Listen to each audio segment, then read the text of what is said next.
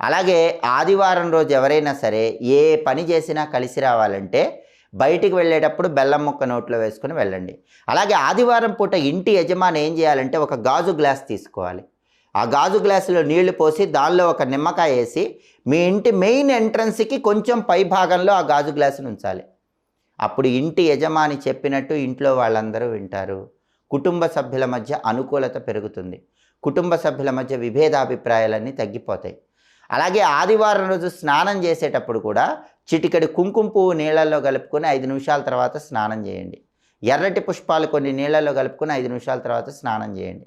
అలా స్నానం చేస్తే ఆదివారానికి అధిపతి అయినటువంటి సూర్యుడి అనుగ్రహం వల్ల అనుకున్న పనులు అనుకున్నట్లు దిగ్విజయంగా పూర్తి చేసుకోవచ్చు. కాబట్టి ఆదివారం రోజు ఏ పనులు చేయాలో ఆ పనులు చేయండి, ఏవి చేయకూడదో అవి చేయవాకండి.